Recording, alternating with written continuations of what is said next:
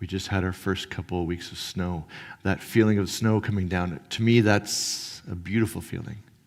I just want to be outside or go for a run or go for a walk or be in the mountains. There's something about the space changes with the snow falling, doesn't it? Today, there's a question I want you to think about. I want it to be in your mind the whole service. How does space impact you? Keep going through what you said.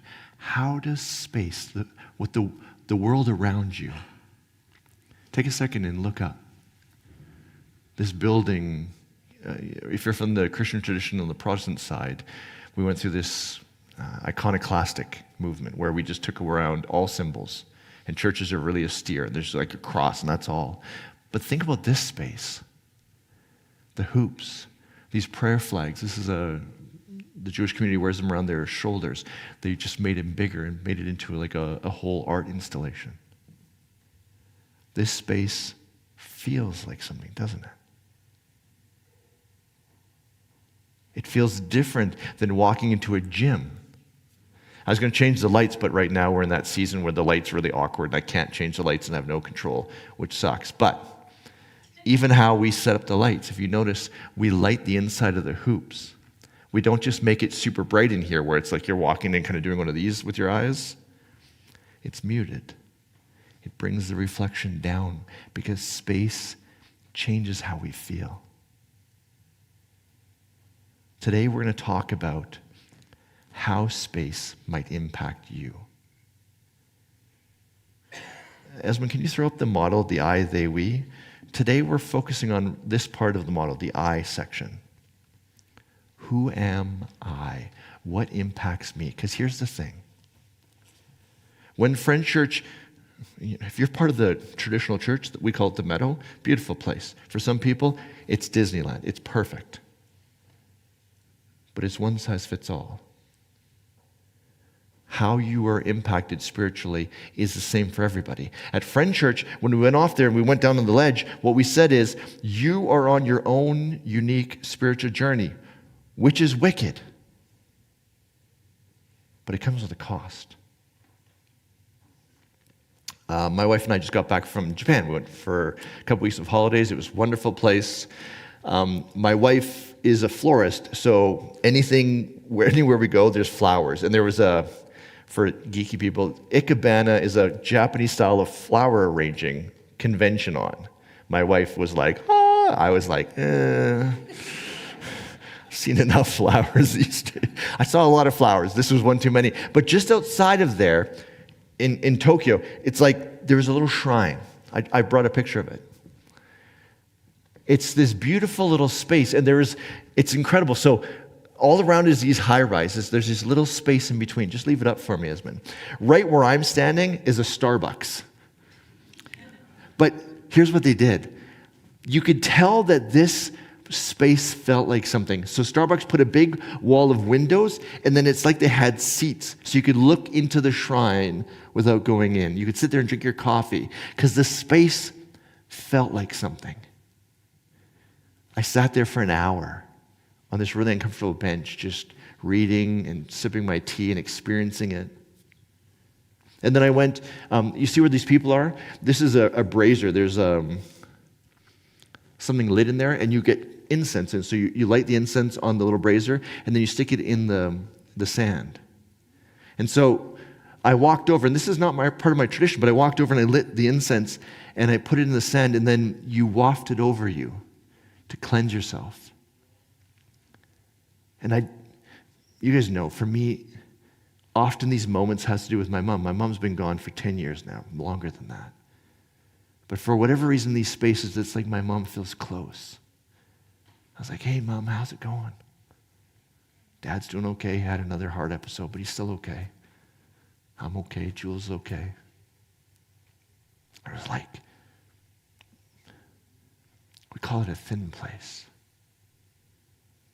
It's experience of something more, something greater. It's physical, yeah, I'm there. But it's like more is happening. Don't put up your hand, but you ever had an experience of something more? Where is it? Where does it happen for you? Sometimes people come in here and they'll say, Vince, I've deconstructed all of this stuff that I grew up with. I grew up in the meadow, I've deconstructed it all, but there's this one experience I don't know what to do with. I experienced something more. It was through my Christian tradition, the meadow, but now I have no place for it. I don't know what to do with it. It doesn't fit. So I'm sitting here wafting Thin Place. Wicked, like just amazing. You know, I'm almost in tears. These strangers are looking at me. But then if you look just behind them, you see that multicolored rope? On top there's a gong. So what you do is you go and you drop a bit of money to say thank you and to donate to the cause. Then you take that rope and you ring it against the gong 3 times. Then you put your hands together and you bow. And you say a prayer. So I just had this amazing Thin Place moment talking to my mom. I was like, oh, this gong is going to be like next level. I hit the gong 3 times. I put my hands together. I bow. I pray. And sweet nothing happens. Like 0. And I'm looking around. I'm like, did I do it wrong? Like nothing. I stand there. There's a line behind me. You can tell they're kind of like, dude, like we're on the clock here. Come on. And I'm like, still nothing happening? This is the cost of unique spiritual journey. When it's one size fits all, we all do the same thing, it just works. In unique spiritual journey, you have to ask yourself, what works for me today, here, in this moment? You have to figure it out. The gong did not work for me that day. Incense, I'm like, we got to bring incense home. I got to do the incense bath. This thing is killer. So the question today is not only how does space impact you? It's a deeper question, a friend church question that says who you are right now, today, what things impact you to make you feel like there's something more going on. We use more as capital M, more. Some might say God, the divine, the universe. I don't care. Something more. Do you know what creates more for you? I didn't. A number of years ago, I sat down with one of our volunteers. He's going to come up here in a second. He's an architect here in the city. And he started to teach me about how space impacts more. When I first talked to him, it changed everything. Has anyone ever come into my office during the week? Have you ever noticed that I have all the lights off and I have one little lamp on in my office? People come in there like, it's so dark in here. I'm like, no. It's the perfect space. I used to sit in my office with these like horrible fluorescent lights and my eyes are kind of squinting because they're like flashing in my eyes and I was trying to work. I never thought, wait, I can just change the space and it works. It works better for me. So for the man who changed the entire lighting of my office, let's give a warm Friend Church welcome to Kevin.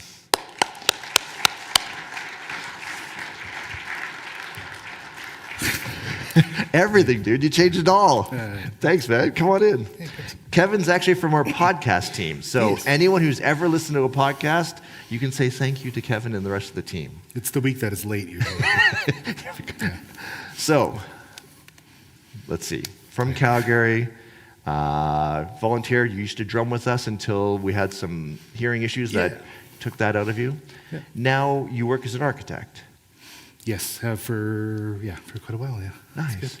You're probably the most passionate architect I know. You care deeply about space. Every architect can rant for a while, I think, so most, you just don't know enough architects. That might be. One of the things when I first met with you, I thought architect meant the person who does the math, kind of like more of an engineer. Mm-hmm. But you've taught me more and more, you guys care about the space. Yeah, I think that, and that it's a common misconception that architects are very scientific or mathematic, and there's definitely aspects of that for sure. Okay. But we're kind of have to know like a lot or a little bit about a lot. Okay. And so that's maybe part of it.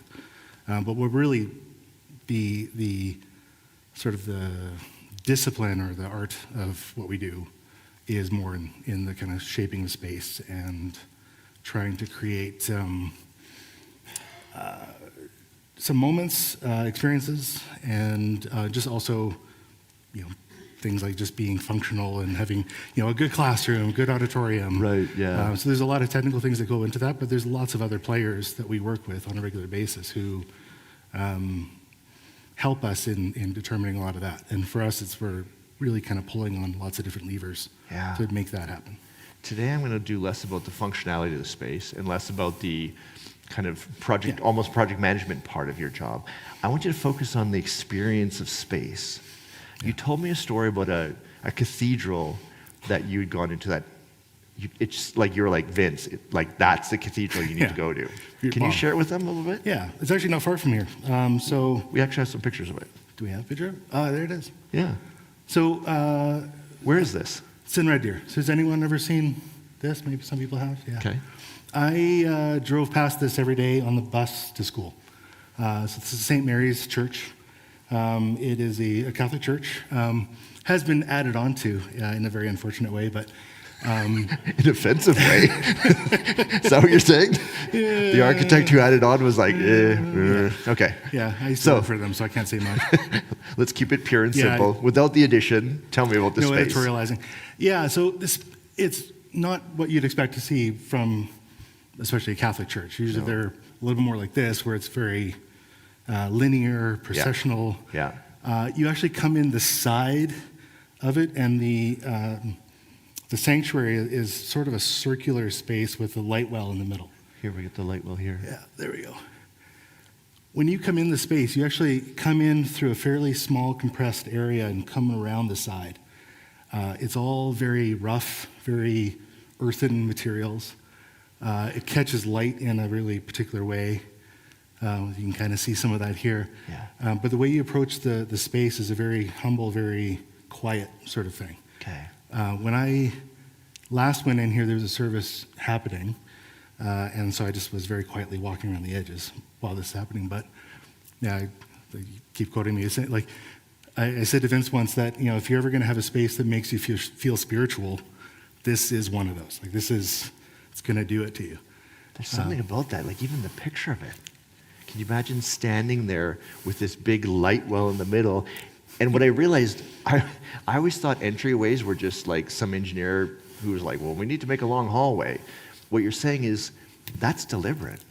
It can be, yeah. Okay. I always assume there's intention to these things until proven otherwise. The reason we first started talking, we were talking about this space. And you said, oh, Vince, this is all very chosen.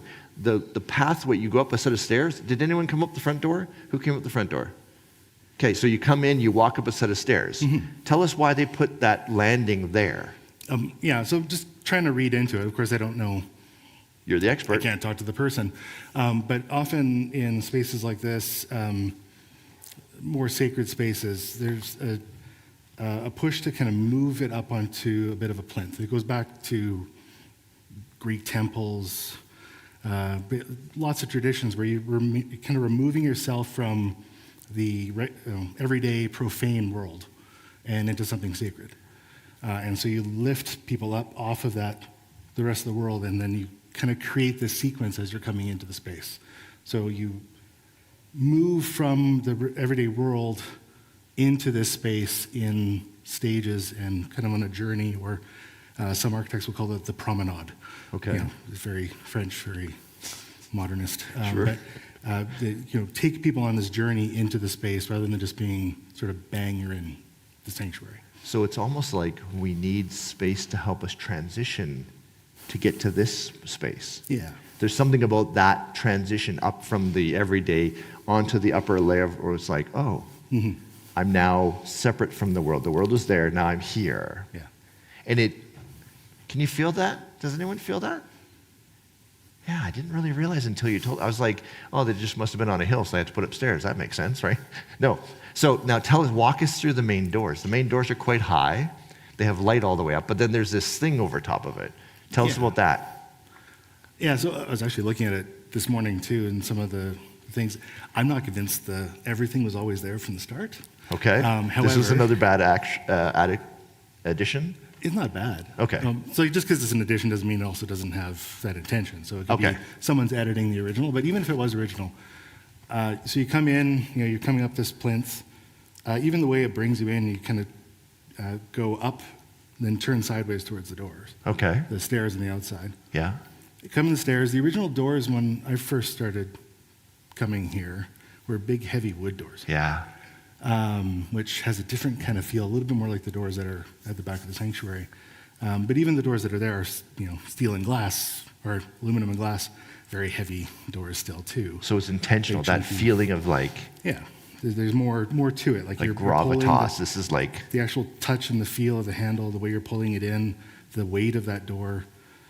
People don't put enough attention to those sort of tactile elements. We buy cheap dours from Home Depot and dude, I'm all over Flame this. open. Just by the way, my renos increased by $1,000 because of you. Probably. Because I had to buy special doors because the light ones didn't work, and I was like, matters. freaking Kevin, I'm sending him the bill for these stupid doors. Yeah, that's right. But they matter. Yeah. The weight of the door feels different. It feels, the space feels more solid. Is that what I'm feeling? Yeah, I think, it's more, like a little more real. Like it feels like something that is, solid. Kind of, yeah. And that's kind of running into the thing. It's like, stop. Oh, I have to like put in some energy, open this space, and then deliberate. Yeah. Like there's a deliberateness. Is that the word I would use? I think it'd be one word for it. Okay. Yeah, for sure. So Absolutely. we've got through the big ass doors. Yeah, and then you come in, and the space in this example is fairly compressed. It's not, right down on your head. Compressed meaning the roof comes down. Yeah, the ceiling isn't as tall as it is in here. So you're going from the outside into a fairly low space, and then you're brought through here, and even a little transition where the balcony juts out. You're Right. not immediately just into the very tall space. You come in, and then it opens up. So it actually makes this space feel bigger, more grand than if you had just immediately entered into it. So if they had nothing, they just opened the doors and we walked in, Yeah. we wouldn't experience it the same. That's why cathedrals, every cathedral I've been in has this like entryway. Yeah. And then it opens up to the big thing. Yeah, exactly. So that's all deliberate. Yeah, it is. Actually, when you're talking about Japan, I Yeah. thought of the tea ceremony is very kind of famous with it. That not only is it a fairly compressed space, you actually have to pretty much get on your hands and knees to get into where you're going to have the tea. So you're immediately having to bow and humble yourself to get into this space. It was mildly offensive for a tall person, just so you know. I know I'm supposed to experience something. I experienced banging my head on things and cursing. Yeah. But deliberate, right. Yeah. There was one, I went to one place, the door was here. My shoulder didn't, I had to like do this to get in. But again, when I come up, it felt different. Mm-hmm. And it felt like this space, I don't even know what, held me? Is that the word I want? Like, it's like, Yeah. it didn't feel like I had an exit way. It was like, I was in a space that was kind of like, I keep thinking womb, that's maybe the wrong word. Yeah. No, I think there's definitely a feeling to that. There's a passage that I read years ago, and I reread it a lot, and it's talking about a cabin in the woods, and it's talking about this space where you visit it in the winter versus the summer, visit it during good weather versus bad weather. We were talking about this morning about it, sort of the bleak midwinter kind of thing. Yeah. Your spaces take on a different character. And in this passage, they kind of talked about how in the storm winds, the building is kind of flexing its back against the wind and protecting that much more. The building didn't change at all, but our perception of what the building is now doing is completely different than if it was sunshine and bird singing and everything outside. The protective nature of that space is different. So for you to go in and feel that kind of cocoon, this kind of space is it's cool. And this is what I learned about architects. Architects seem to have good architects have a sensitivity to how we feel in spaces and how to adjust the spaces to make them feel right for their intended purpose. So this space is tall in the middle for a reason. The person who added on these hoops, they put them in there for a reason because it feels like something to us. Right. Am I understanding it well? Yeah, and obviously there's some spiritual and sort of pedagogical Yeah, days of reasons for creation, this kind that's of part of stuff. it, yeah. And even this was originally a Christian church, a United Church. Yeah. And then now it's a temple that, of course, the French church uses as well. And we aim this way, they aim this way. Exactly, yeah. So, okay. So, as we look at this, what I've learned from you is space matters. Is space fairly consistent? Is there kind of like rules? Does anyone know there's a Microsoft building on, I think it's 11th Ave, between 11th and 12th? Does anyone know the building? Or is it, no, it's Google. Yeah, I can't remember. It's Anyone know the Google building? It's about, yeah. There used to be a park right next to it, or like an open lot, yeah, in between, yeah. right? Yep. They just put in a new building inside that lot that has these like small little hallway, like with restaurants all the way down, and there's a little fireplace. My wife loves going there. We sit and have a drink. These like, it feels like Italy. Yeah. Tell us why they built those hallways so small there. Yeah. Well, I think actually one of my friends even used it in a write-up. But they used that courtyard space between these two buildings as an example of a really bad courtyard. And it wasn't even like neutral. It's like this space just no one ever wants to go in it. It's just So no one uses it? It's just like, okay. It was kind of terrible little space. So when it was open before they put the building in. Exactly. Okay. And so they, when they built that block in there, it really takes up almost the entire width of that courtyard. Yeah. And makes it so much nicer. There's still a little small courtyard off to the side. Yeah. But it's more in proportion to what the buildings are. And then these spaces just feel a little bit more protected. And there's a little bit of an idea like where people don't really like to be exposed. They don't really like to be out in the meadow where You the sent me a lion can get picture. them. Hey, Yeah. Esmond, can you throw up that picture of the coffee shop from this morning? Yeah, this is. We threw this in last minute. Did we get it? There you go. Yeah, sweet. Notice where people are sitting. And where they're not sitting. So nobody, the whole time I was there for about an hour and a half this morning, no one sat there. No one sat in the middle with like the open space all around them. Right. Everyone sat with their back to the wall. Yeah. And, it's telling you before I came across the term for this, it's thigmotactic. The tendency to sit around the edges of spaces. What's it? Thigmotactic? Thigmotactic. I love big words. Yeah. Just, after So we had it's talked, I the found fear it, yeah. of sitting in the middle, or is it the joy of sitting with your back against something? Just at least the need to, it's an instinctual need to sit along that edge. So if you go into a big park, people don't tend to sit in the middle. They tend to sit on their outsides. Yeah, exactly. And there's been some social scientists who have placed objects in big open spaces, and then people will move because they can sit on those objects. Because Or that near those feels like I objects. could put my back against something. Yeah, My wife always likes to sit with her back against the wall at restaurants. yeah. That's stigmotactic. Yeah, it's making sure predators don't get you, that kind of thing, yeah. So they're going to get Yeah. me then. Yeah, That's not good. yeah, exactly. Yeah, so This is stigmotactic. yeah, People as are I all was sitting leaving, I around. noticed this, and I just had to snap the picture because it was just so kind of perfect. So even how we go into space. So when it's an open space, we don't use it because we just sit around the outsides. When they put something in the middle, that made it feel like we were safe, and so we could walk through these little corridors, and they feel wicked. Yeah. Like it's such a great space. If you get a chance, go down and just walk. There's a couple restaurants in there, a couple bars. Yeah. It's fantastic. Yeah, and it creates even more edges, right? So as you create smaller spaces that you're not as sort of literally fearful of being in that space. Wow. Okay. So are we all starting to buy in that space impacts us, whether we're conscious of it or not? Some of us might think, oh, no, space doesn't impact me. Just start paying attention. Notice which spaces you gravitate towards. Notice which side of the seat you sit on. Where, if you go into a room, what seat you prefer. Notice the spaces in your house where you want to sit. Remember you talking about a coffee shop. Was it in Kensington? Yeah. You used to sit. Tell us a bit about it. Yeah, so now it's a DeVille. It used to be a Starbucks. So I used to do really early morning reading time. And there was a spot in the window, but it was like a wingback chair, came up nice and high, had little wooden arms that you could put your coffee cup on. It was kind of perfect. But you felt there's really nice light, especially in the morning. The sun's coming up, Yeah. you get that light coming in. But you're still sort of a little bit protected and feel comfortable.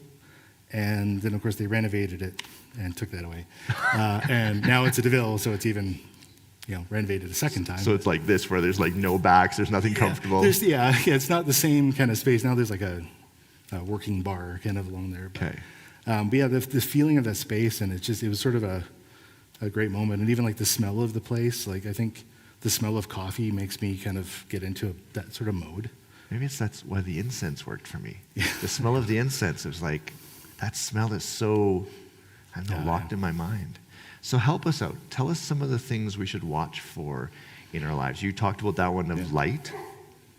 Didn't you say there's a country that mandates closeness to natural light or something? There's a few. I dug into that a little more. There's a few, whether it's an exact measurement or not, I think it's depending on a bunch of different criteria, but there are a lot of building codes that have right to light built into them. So you can't, as a worker, if I had an office and I can't see outside, that's against building code. Like the city will say you can't build that building then? Right. And Have they seen the buildings here? Yeah, exactly. Yeah. Clearly we don't have that one. Yeah. So then, and people won't be allowed to use that as an office. Now, using it as something else, you can put the copier in there or something. But right. But an office space, you have to have visible connection to natural light. If you're there for a certain amount of time, and so it's really prescriptive, I think. But so Germany was the one I think we were talking about, and there's others as well, like France and a lot of European cities or countries. Color of light matter? The color of light does really matter, and I think, like to your office idea too. It was horrible. I didn't even notice until you told me. And I was like, oh, this is bad. Who invented fluorescent lights? They should be shot. Oh yeah. They're horrible. Well, I never knew. Yeah, well, and the light you're turning on is going to be warmer.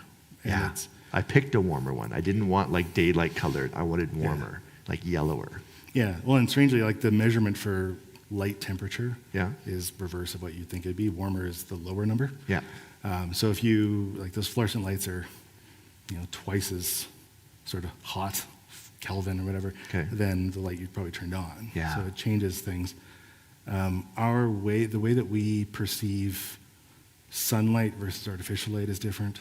Yeah. So sunlight we read as being yellower than the daylight bulbs, because they just end up being these soul-sucking kind of blue. Yeah, it's like I'm in an operating room and like I'm about to get cut apart.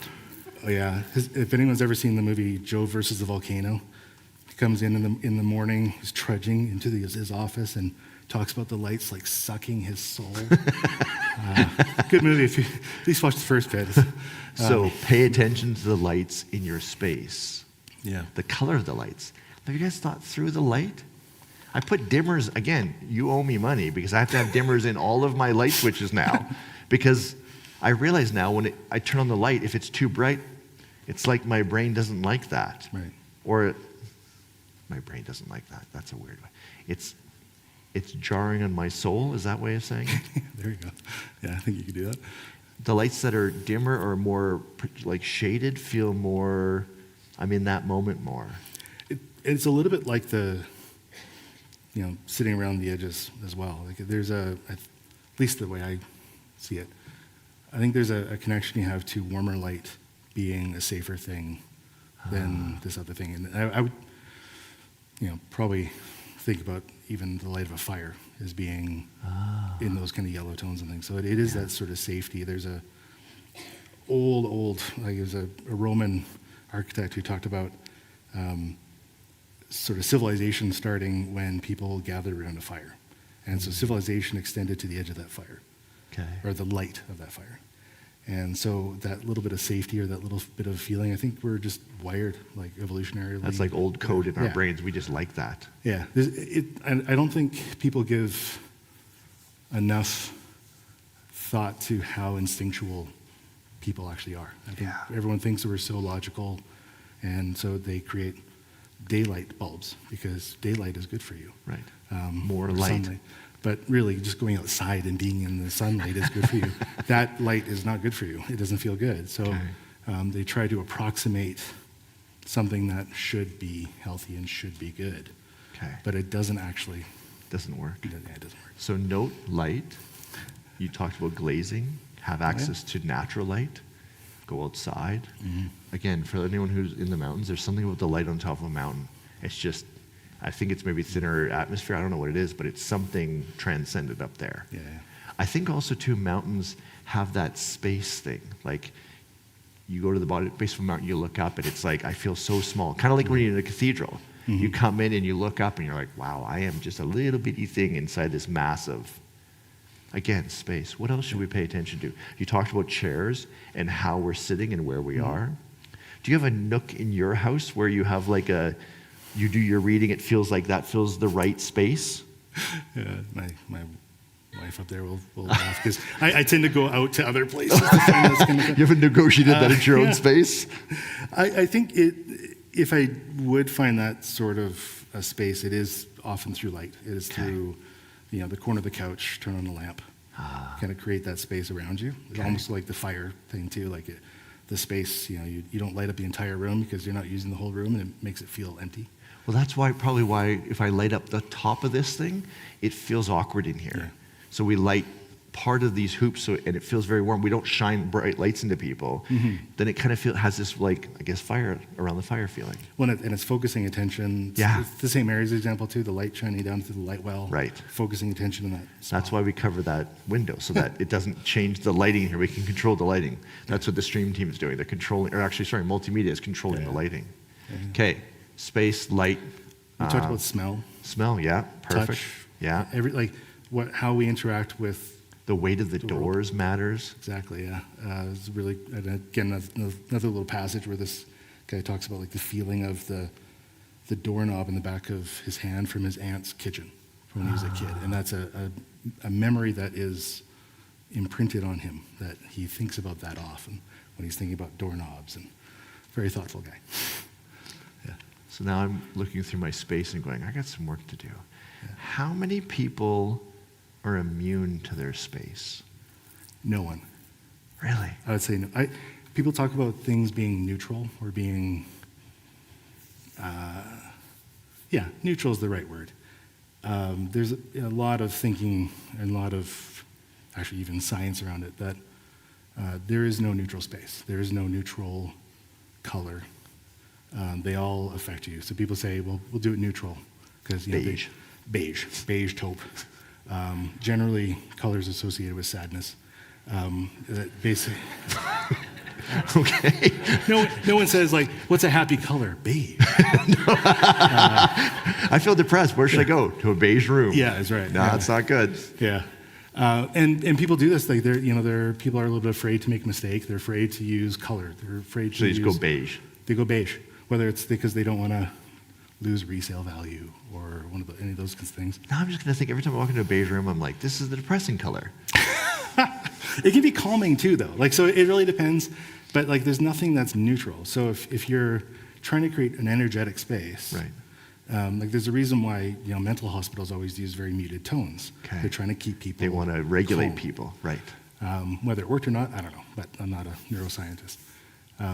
But if you want to energize people, you put in big, bright colors and things. Okay.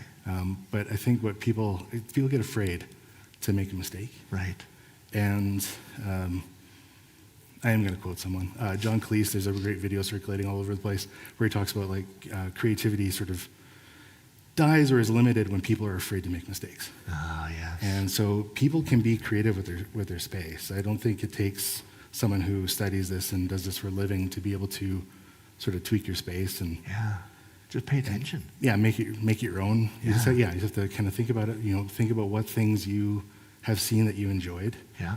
A lot of people will ooh and ah over some great building somewhere or some vacation house that they rented, and then they'll go home and order up a house that is the same builder beige and try to keep it very constant. And it's like we vacation from our houses to go find those great spaces without necessarily creating it within. Why don't we bring it back home? Exactly. Yeah. Beautiful way to end it. Folks, can we give him a big round of applause? Thanks, brother. I've been wanting to have this conversation for years. Thank you. I appreciate it. Okay, take care. He knows more about space than I've ever thought about space. Have you started to think through space a little bit? How things shift. Now, I'm going to take it a step further because Friends Church is about connection to something more. How does space impact your spirituality? What spaces create a connection to something more for you? Have you noticed you're like, oh, when I go into this space, something happens. When I go into this space, nothing. We think we're immune. If Kevin's right, it's impacting us. We just aren't paying attention. This is the last week of the series where we've tried to help you curate your spirituality, the things that work for you, your unique spiritual journey. Jeff started with pleasure. Do you know the things that you love that help you connect to something spiritual? In my tradition, that's a no-no. The Anabaptist movement is if you like it, you're probably doing something wrong. So that's not spiritual. You should probably confess that later. I have a really hard time connecting pleasure with spirituality because I was taught it wasn't right. So I'm working on that. How do I use pleasure to connect to something more?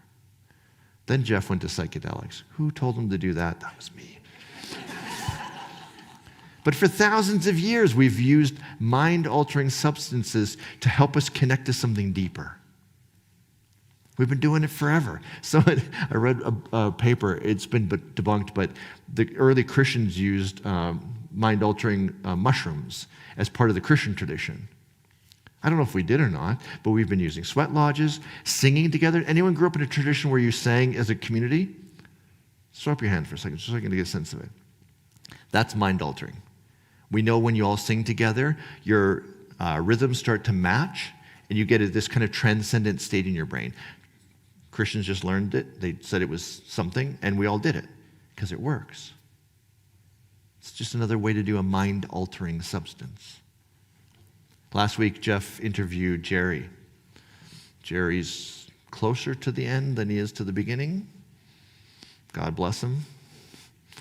He's also navigated more illnesses than I will ever have in my life, probably.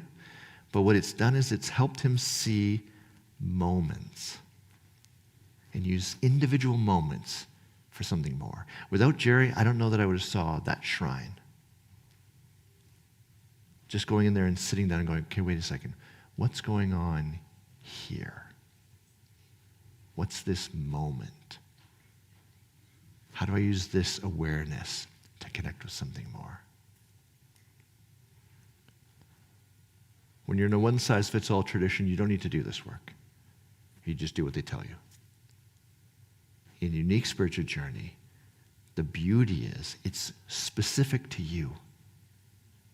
The bummer is you got to figure it out yourself. May we spend the time together to bring awareness of how our space impacts our connection to our spirituality. May we no longer go through this world blind, ignorant, ignoring the spaces we live in and the spaces we work in, so we can connect to something more. In my tradition, when you end, you say amen. So I say amen, and you all go amen. It's kind of like saying hell yeah, and you go hell yeah.